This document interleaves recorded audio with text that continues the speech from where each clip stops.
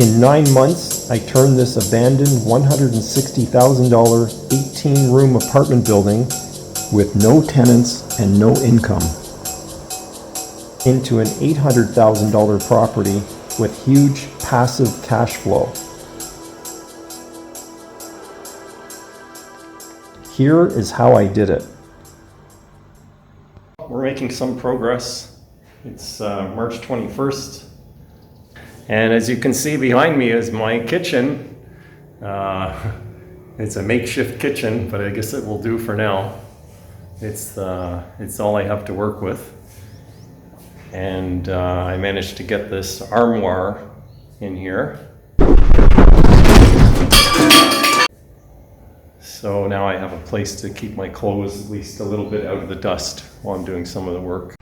The bedroom was divided by accordion-style slider walls, probably to be closed when sleeping to save electric and make the bedroom colder. I decided to open the room fully as it is not that big anyway, so I removed them.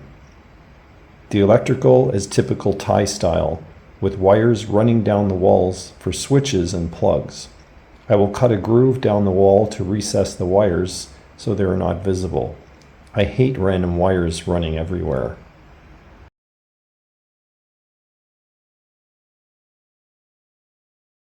Well, just when I thought I was ready to paint, suddenly there was a lot more work to do. Now I'm dealing with this electrical box because they had a second box running down this post and it was quite ugly. So now I've removed the tracks which divided the room. And this morning, well, it started last night, I had a leak in my kitchen underneath the sink. And I was unable to fix it because, of course, I don't have the tools here. So I ended up having no water last night and this morning. And then I went to the store and bought a bunch of new parts. And it took me about 2 hours. I'm a real amateur plumber. About 2 hours to fix my kitchen. So finally the water's back on and I was able to clean up a little bit. So now we're back to work, back on track, and fix this electrical stuff, a little bit of patching and sanding again, and then hopefully we start to paint. Jumping ahead 8 months, after completing the rooms, it was time to improve my living quarters. IKEA Thailand to the rescue. The helpful staff quickly created a mock-up from my design and measurements. Their design program provided a list of all the pieces to order instantly.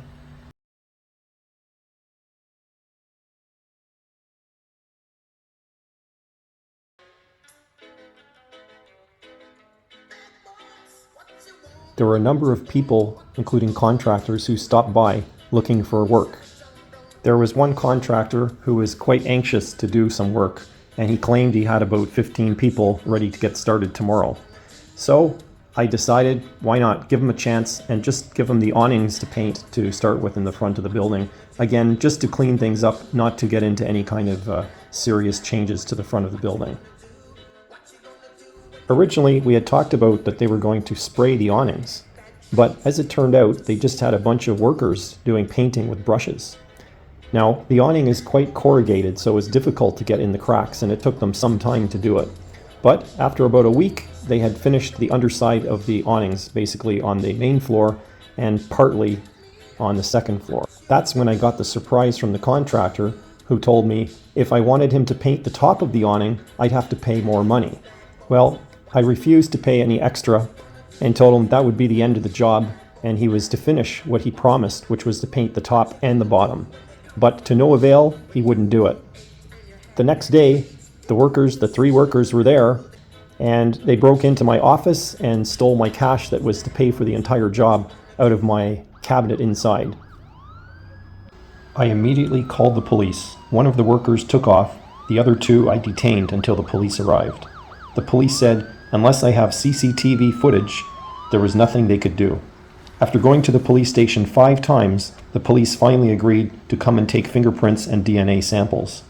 They never questioned the painters or even got their names. Happy Songkran.